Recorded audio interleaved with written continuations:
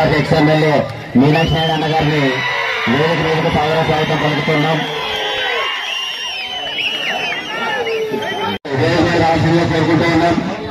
అలాగే ex councillor Neelakanthappa గారిని వేదిక మీద రావాల్సిందిగా కోరుకుంటున్నాం. అలాగే Devendrappa municipal assistant commissioner madam గారిని అనుపమ మేడం గారిని వేదిక మీద స్వాగతం పలుకుతూ ఉన్నాం.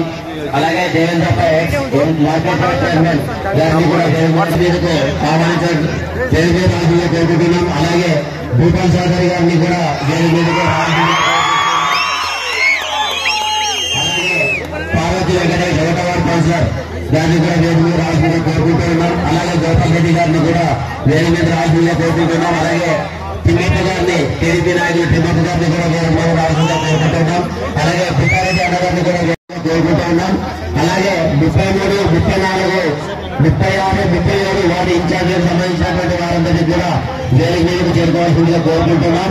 33వ వార్డు టీడీపీ బీజేపీ సంబంధించిన అబ్దుల్ బషీర్ గారిని టీడీపీ ఇక్బాల్ గారిని వేదిక మీదకు రావాల్సిందిగా కోరుకుంటున్నాం. జనసేన నాయకులు జయశ్రీ చంద్రశేఖర్ గారిని వేదిక మీదకు రావాల్సిందిగా కోరుకుంటున్నాం. 36వ వార్డు ఇన్ఛార్జ్ రమాకాంత్ గారిని వేదిక మీదకు రావాల్సిందిగా కోరుకుంటున్నాం. అలాగే టీడీపీ ఎంపీటీసీ శివపన్న గారిని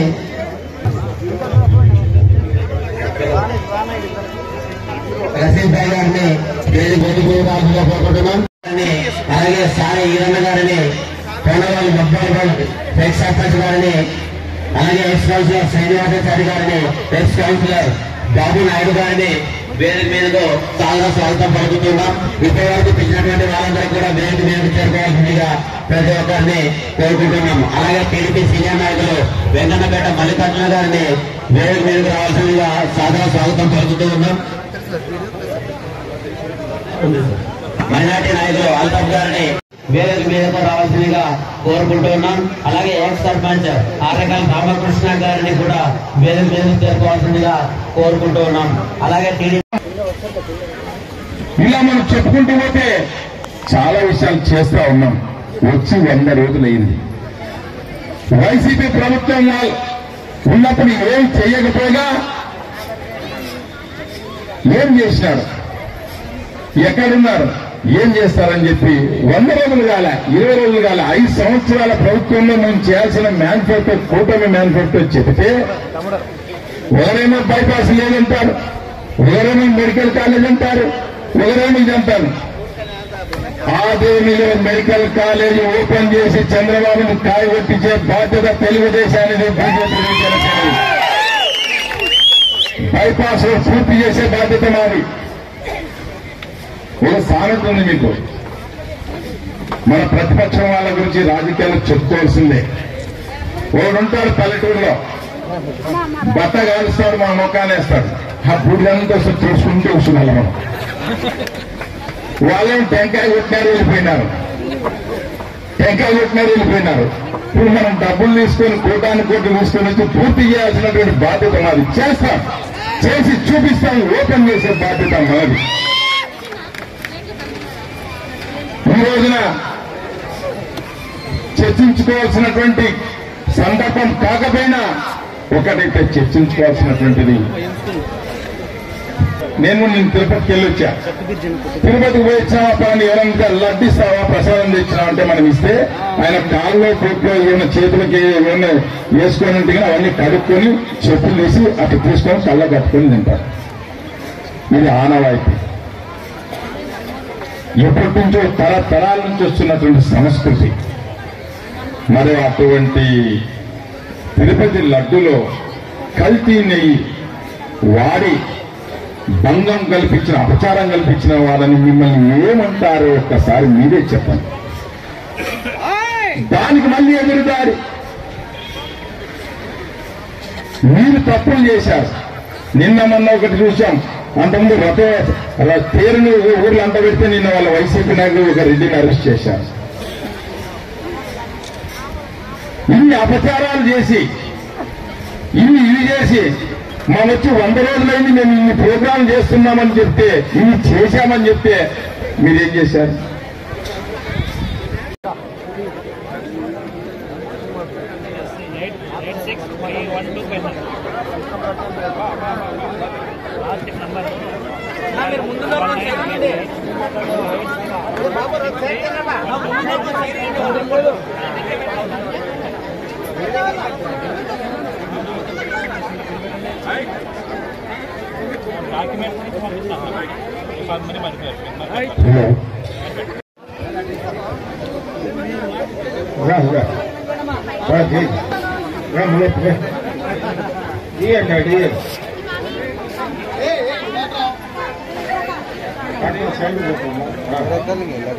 ఏమా ఫైల్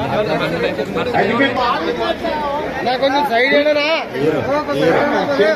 అస్సలు ఏం ఏడండి చాట్ ఏడండి ఏ చాట్ లేదా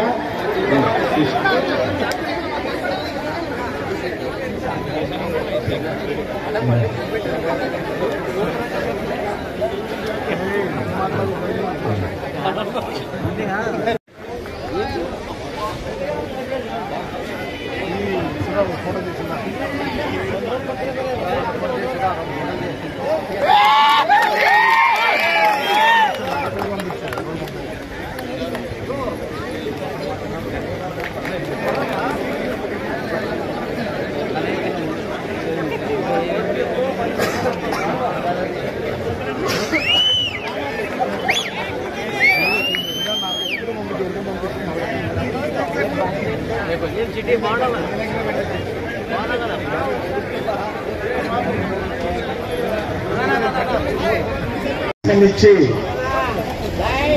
ఇక్కడి నుంచి ఆలూరుకు బయలుదేరిన తెలుగుదేశం పార్టీ జిల్లా అధ్యక్షుడు టికారెడ్డి గారికి, మరి మన ఆదోని ఎన్డీఏ కూటమి అభ్యర్థి సోదరుడు ఎమ్మెల్యేగా మనందరి కృషి వల్ల విజయం సాధించిన సోదరుడు వాల్మీకి పార్థసారథి డాక్టర్ గారికి, మాజీ ఎమ్మెల్యే సోదరుడు ప్రకాష్ జైన్ గారికి, జనసేన అంటే కర్నూలు జిల్లాలో మల్లప్ప అంటే జనసేనని గుర్తింపు తెచ్చుకున్న సోదరుడు మల్లప్ప గారు, వేదికను అలంకరించిన మున్సిపల్ చైర్మన్ శాంతమ్మ గారు, అదేవిధంగా వేదికను అలంకరించిన సోదరుమణి కృష్ణమ్మ గారు, ఉమ్మి సలీం గారు, మరి బీజేపీ నాయకుడు నాగరాజు గారు, దేవేంద్రప్ప గారు, వేదికను అలంకరించిన తెలుగుదేశం, బీజేపీ, జనసేన పార్టీలకు సంబంధించిన నాయకులు, ఈ సమావేశానికి విచ్చేసిన సోదరుమణులందరికీ నమస్కారాలు. ముఖ్యంగా ఇది ప్రభుత్వ కార్యక్రమం. మంచి ప్రభుత్వం అనే ఒక పేరు పెట్టి, పేరు మనం పెట్టలే, ప్రజలు పెట్టారు. 100 రోజుల్లో ఒక మంచి ప్రభుత్వాన్ని ఎన్డీఏ కూటమి ద్వారా ఈ ఆంధ్ర రాష్ట్ర ప్రజానీకానికి మరి ఇచ్చిన ఘనత మన ముఖ్యమంత్రి నారా చంద్రబాబు నాయుడు గారు, ఉప ముఖ్యమంత్రి పవన్ కళ్యాణ్ గారు, బీజేపీ రాష్ట్ర అధ్యక్షురాలు పురంధరేశ్వర అక్క గారికి దక్కుతుంది. ఈ రోజు ఒక్కసారి మనం అందరూ ఆలోచించాలి.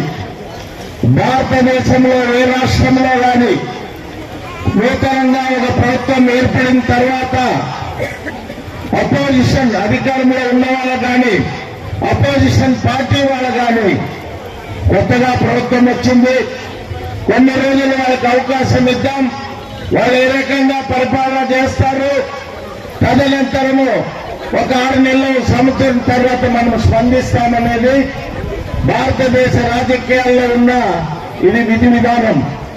అయినా కానీ మన ప్రభుత్వం 100 రోజుల్లో మంచి ప్రభుత్వాన్ని పేరు వచ్చింది అంటే ప్రజల నుంచి వచ్చింది కాబట్టి మనం ధైర్యంగా మీటింగ్ పెట్టుకుంటున్నాం.